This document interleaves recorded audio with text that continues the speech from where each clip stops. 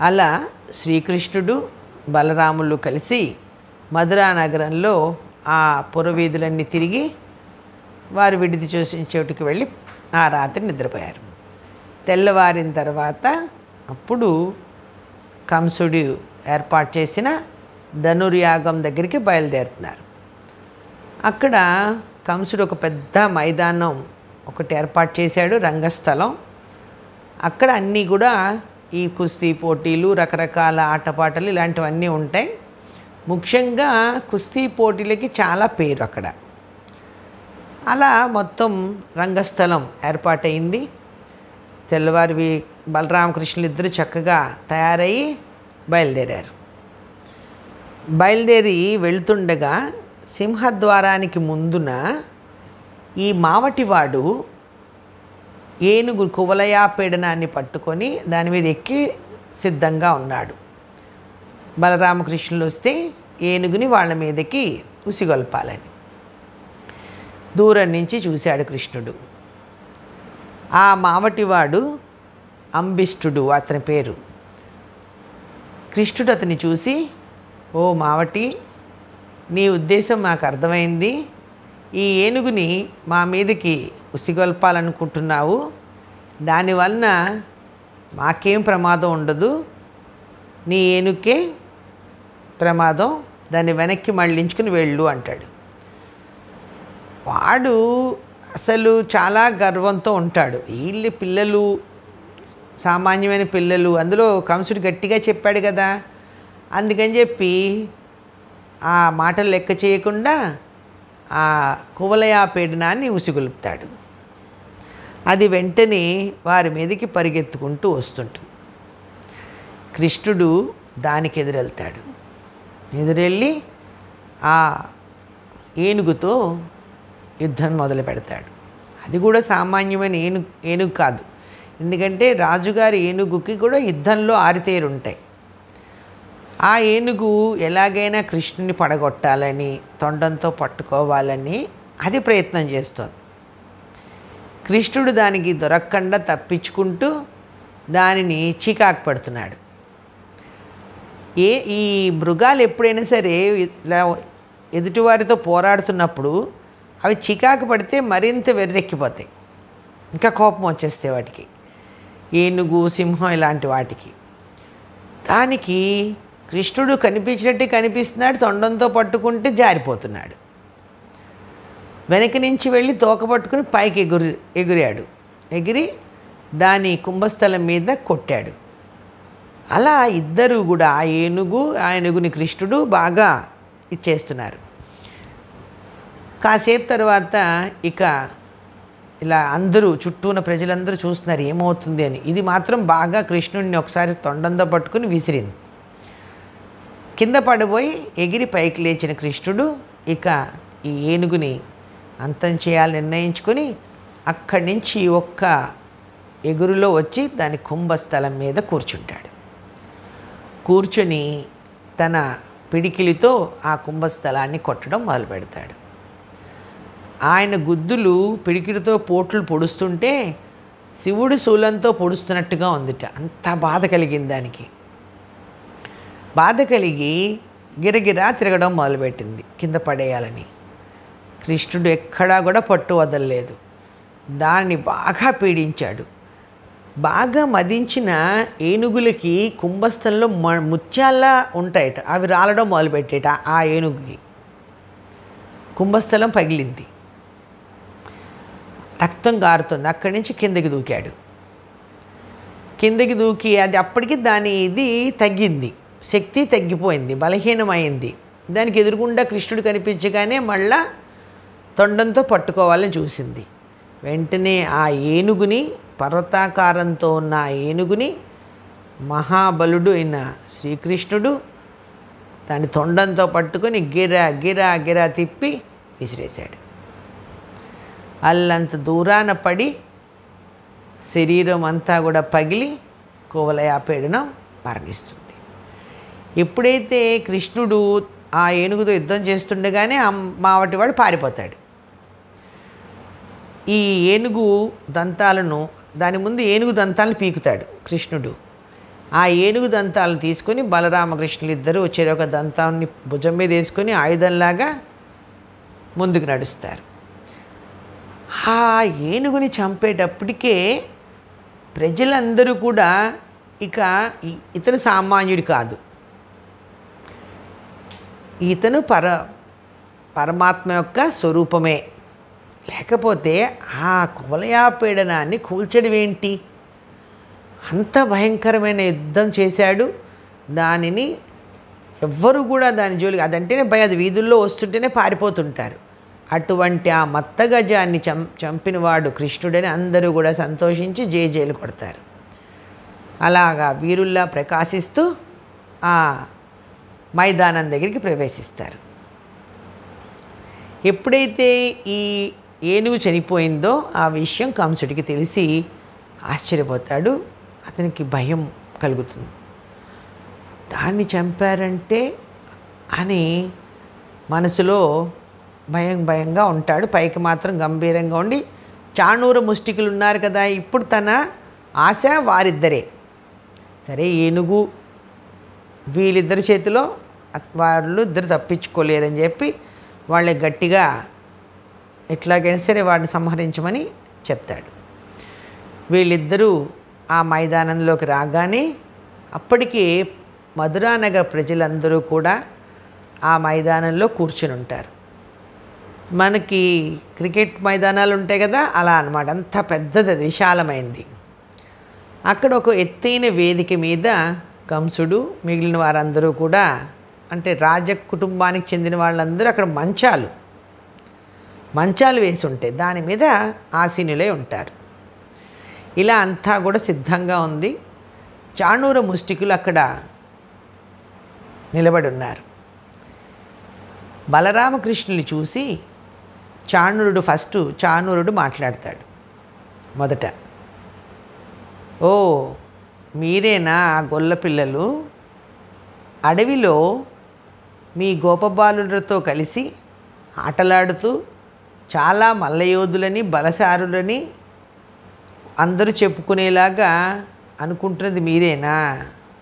చూస్తే చాలా అర్భకులు బాలకులు, మీరిక్కడ నాతో యుద్ధం చేయడానికే వచ్చారా అని మాట్లాడడం మొదలెడతాడు.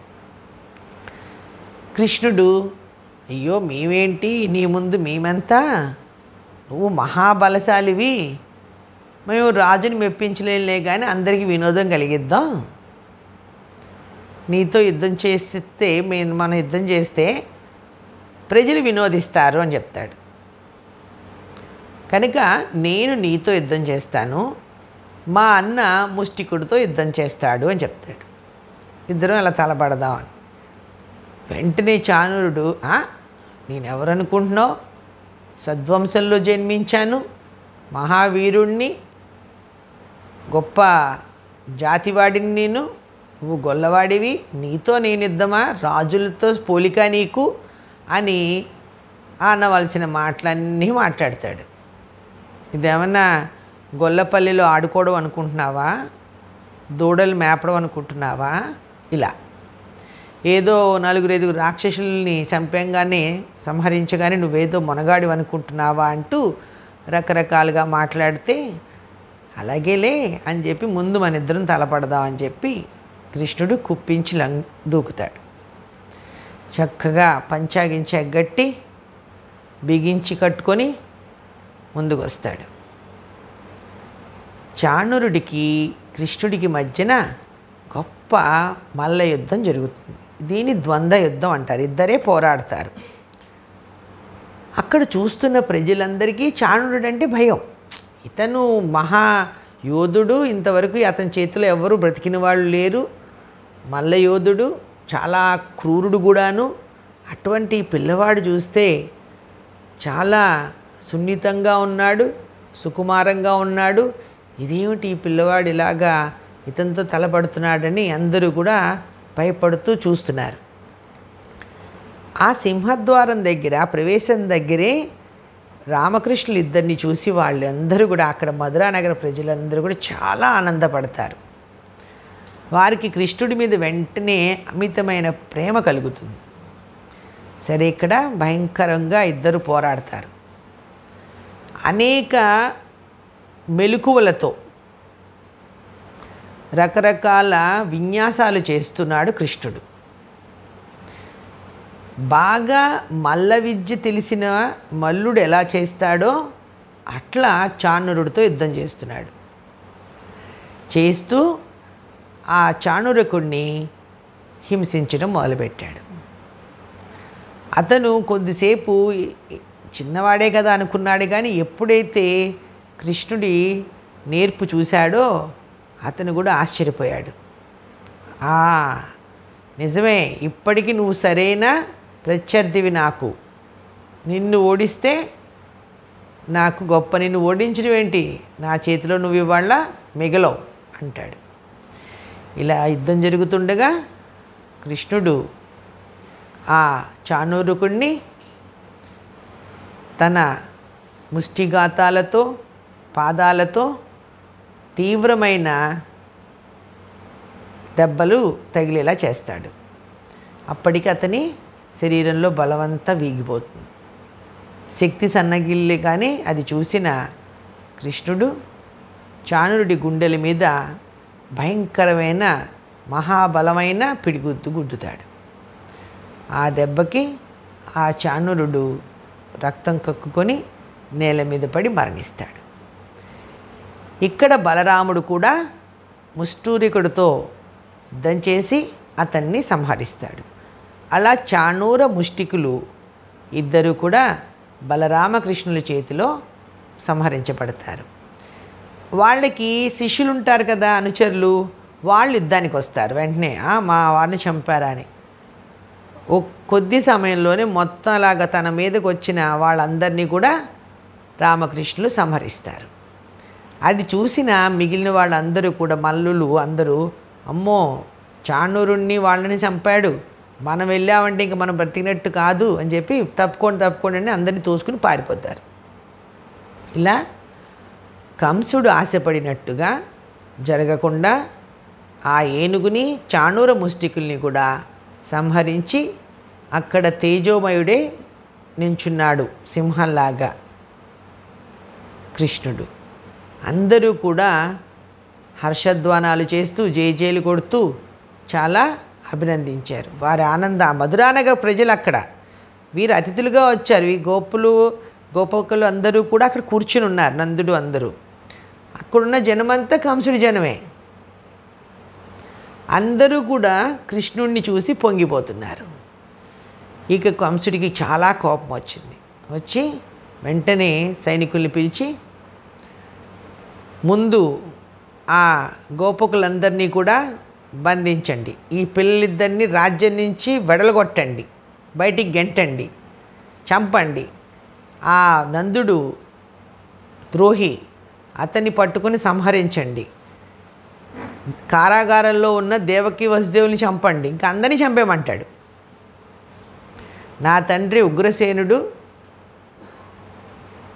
నాకు వ్యతిరేకి, శత్రువులతో చేరి నాకు అపకారం చేయాలనుకుంటున్నాడు, కనుక ఆయన కూడా ఉంచొద్దు అంటూ అలా మాట్లాడుతూ కత్తి తీసి కృష్ణుడి మీదకి రావడానికి లేస్తాడు. ఈయన వేదిక మీద ఉన్నాడు కదా, ఒక మంచం మీద కూర్చొని ఉన్నాడు. ఇవన్నీ చెప్తూ పైకి లేస్తాడు. కిందనున్న కృష్ణుడు అక్కడి నుంచి ఒక సింహం పిల్లలాగా ఎగిరి అతని ముందు నిలబడతాడు. కంసుడి ముందు నిలబడేటప్పటికి కంసుడు అలా చేష్టలుడి ఉండిపోతాడు. అలా కృష్ణుడు రోజు కృష్ణుడితో తలుచుకునే భయంతో ఉన్నాడు. ఎప్పుడైతే నిజంగానే కృష్ణుడు తన ముందు నిలబడగానే అలా ఉండిపోయాడు, చేష్టలుడికి ఉండిపోయాడు. ఆ కంసుడిని జుట్టు పట్టుకొని మంచమించి కిందకి లాగుతాడు కృష్ణుడు. అస్సలు వెనక్కి తిరిగి ఆయన మీద ఏం ప్రయత్నం చేయలేని స్థితిలోకి వెళ్ళిపోయాడు కంసుడు. అలా లాగి బరబరా కిందకి జుట్టు పట్టుకొని కిందకి ఈడ్చుకొచ్చి నేలకేసి కొడతాడు. కంసుడి మీద ఎక్కి గుండెల మీద పొడిచి సంహరిస్తాడు. అలా శ్రీకృష్ణుడి చేతిలో కంసుడి సంహరణ జరిగింది. ఎప్పుడైతే కంసుడు మరణించాడో, చాణూరు ముష్టికులు అందరూ కూడా మరణించారో, పైనుంచి ఇవన్నీ చూస్తున్నారు దేవతలు. ఆ పైన నారదుడు ఉన్నాడు. ఆ నారదుడు ఆనందంతో కృష్ణ కృష్ణ అని నాట్యం చేస్తున్నాడట. హరినామస్మరణ చేస్తూ గంతులు వేస్తున్నాడు పైన ఆనందంతో. మిగిలిన దేవతలందరూ కూడా పుష్పవృష్టి కురిపించారు. దేవదుందువులు మోగాయి. గంధర్వులు గానం చేశారు. లోకకంటకుడైన రాక్షసుల్లో ముఖ్యుడైన కంసుడిని శ్రీకృష్ణుడు సంహరించాడు. ఎప్పుడైతే ఆ కంసుడు మరణించగానే అతని తమ్ముళ్ళు యుద్ధానికి వచ్చారు. అలా వచ్చిన వారిని వచ్చినట్టుగా బలరామకృష్ణులు అందరినీ కూడా సంహరణ చేశారు. ఇప్పుడు అంతఃపురంలోంచి కంసుడి భార్యలు వచ్చి విలపించడం మొదలుపెట్టారు. ఆ కంసుడిని చూసి కృష్ణుడు కొంతసేపు తర్వాత వారిని లోపలికి తీసుకుని వెళ్ళిపోమంటాడు. ఇక ఎదిరించడానికి ఎవరు లేరు. ఎవరైతే ఉన్నారో వారందరినీ కూడా సంహరించారు. మిగిలిన వారందరూ కూడా ఉగ్రసేన మహారాజు వసుదేవుడి మనుషులే. అక్కడి నుంచి తిన్నగా చెరసాలకి వెళ్ళి అందులో బందీలై ఉన్న ఉగ్రసేనుడిని అంటే రాజుగారిని, ఆయన భార్యని, తన తల్లిదండ్రుల్ని విడిపిస్తారు బలరామకృష్ణులు. ఇక్కడ బయట జరుగుతున్నదంతా వీళ్ళకి తెలుస్తుంది. వసుదేవుడు ఒక్కడికే తెలుసు కదా. తర్వాత దేవకి తెలిసింది కృష్ణుడు అక్కడ పెరుగుతున్నాడని. కృష్ణుడి లీలలు, ఆ మహత్యాలు అన్నీ విని ఇప్పుడు అక్కడ జరుగుతున్నది విన్నాక పిల్లలిద్దరూ కూడా చెరసాలలోకి వచ్చేటప్పటికి ఇద్దరూ దేవకి బిడ్డలే. ఆ తల్లిదండ్రులిద్దరూ పరమాత్మని చూసినట్టుగా చూస్తున్నారే తప్ప తమ కొడుకులన్న భావన లేకుండా అలాగ వారి వైపు భక్తితో చూస్తున్నారట. అప్పుడు కృష్ణుడు తన మాయతో వారికి పుత్ర వ్యామోహాన్ని కలిగించాట. దాంతో ఎదురుగా ఉన్నది పరమాత్మ అన్న విషయాన్ని మరిచి తమ పిల్లలు ఇన్నాళ్ళకి తమకు కనిపించారన్న ఆనందంతో పరుగు పరుగున దేవకీదేవి వెళ్ళి బిడ్డల్ని ఎత్తుకొని ముద్దులాడుతుంది. అలా శ్రీకృష్ణుడు బలరాముడు తల్లిదండ్రులు చేరి సంతోషంగా ఉంటారు. కృష్ణుడు అంటాడు, అమ్మా, మీ ఇద్దరు నా వలన ఎన్నో కష్టాలు పడ్డారు, చెరసాల పాలయ్యారు. మిమ్మల్ని శక్తి ఉండి కూడా విడిపించడానికి నాకు ఇంతకాలం పట్టింది అని చెప్పి కృష్ణుడు బాధపడితే వారిద్దరు ఊరుకోనాయన అంటారు. అలా అందరూ కూడా చక్కగా రాజభవనానికి వస్తారు. అలా వచ్చిన తరువాత శ్రీకృష్ణుడు ఉగ్రసేన మహారాజుని రాజాభిషేకం చేస్తాడు. ఆయనే కదా మొదటి రాజు కనుక తిరిగి ఆ ఉగ్రసేనుణ్ణే మహారాజుగా నియమిస్తాడు కృష్ణుడు. ఇక్కడ కృష్ణుడు అంటే మొదట మనం చెప్పుకున్నాం, యదు, వృష్టి, భోజక, అందక వంశాల వారందరూ జ్ఞాతులు. వారంతా ఒక సంబంధీకులు. కంసుడికి భయపడి అందులోని ఎప్పుడైతే ఉగ్రసేనుణ్ణి బంధించాడో వసుదేవుణ్ణి, అందులో ఉన్న వీరులందరూ కూడా వేరే దేశాలకు వెళ్ళిపోయి తలదాచుకున్నారు. ఇప్పుడు కృష్ణుడు వారందరినీ కూడా పిలిపించి వారిని ఆదరించి, ఇక మీకే భయము లేదు, మీరందరూ ఇక్కడే ఉండొచ్చు అని చెప్పి వారికి మంచి మంచి నివాస యోగ్యమైన భవనాలను, వసతులను ఏర్పాటు చేసి ఇలా మొత్తం అంతా చక్కబెట్టాడు. అక్కడ నందుడు బయట ఎదురు చూస్తున్నాడు. ఆ వనంలో కృష్ణుడు బలరాముడు కలిసి అక్కడికి వెళ్తారు. వెళ్ళిన తర్వాత నందుడు, నాయనా ఇక మనం బయలుదేరదాం, ఇప్పటికే మనం మధురకు వచ్చి చాలా రోజులైపోయింది, మీ అమ్మ బాధపడుతూ ఉంటుంది, కంగారు పడుతూ ఉంటుంది, ఎప్పుడూ నిన్ను విడిచిపెట్టి ఇన్ని రోజులు ఉండలేదు, అలాగే యాదవులందరూ కూడా గోకులంలో అందరూ నీకోసం ఆర్తితో ఉంటారు, బయలుదేరదామని అడుగుతాడు నందుడు. కానీ కృష్ణుడు ఇంకా అక్కడికి వెళ్ళడు కదా. ఆ విషయాన్ని నందుడికి జాగ్రత్తగా చెప్తాడు. కాదు తండ్రి, నేను ఇక్కడ చక్కబెట్టాల్సిన పనులున్నాయి, నేను ఇప్పుడు మీతో రావట్లేదు అని. అదేమిటి, నాతో ఎందుకు రావు నాయనా అని అడిగితే అప్పుడు కృష్ణుడు తన తల్లిదండ్రుల గురించి నందుడికి చెప్తాడు. తన జన్మ వృత్తాంతాన్ని ఇప్పుడు చెప్పాడు. అది విని నందుడు దుఃఖిస్తాడు. నాయనా, ఇక నిన్నెప్పుడు మేము చూడలేమా, మా దగ్గరికి రావా, అక్కడున్న వారందరూ కూడా నీ కోసం విలపిస్తారు కదా. తండ్రి, నాకు నువ్వు అమ్మ ఇద్దరు తల్లిదండ్రులే, ఇక్కడ మీరు కూడా. నాకు 2 జననీ జనకులు ఉన్నారు. మా ఇద్దరినీ కూడా మీరు పెంచినట్టుగా ఎవ్వరూ పెంచలేరు. అంత అల్లారు ముద్దుగా పెంచారు మమ్మల్ని. ఈరోజు మేము ఇలా ఉన్నామంటే మీరే కారణం అని చెప్పి శ్రీకృష్ణుడు యోగి అయి తన తండ్రికి తత్వబోధ చేస్తాడు నందుడికి. సంసార బంధాలు, భవబంధాల నుంచి ముక్తిని ఎలా పొందాలి అన్న దానిని నందుడికి బోధించి ఆయనను ఊరడించి, నేను తప్పకుండా తొందరలోనే వస్తాను, మీరు వెళ్ళి అమ్మని ఊరడించండి అని చెప్పి పంపిస్తాడు. ఇక ఏమీ చేయలేక నందుడు తన వారితో కలిసి మధుర నుంచి బృందావనానికి బయలుదేరి వెళ్తాడు. జై శ్రీరామ్.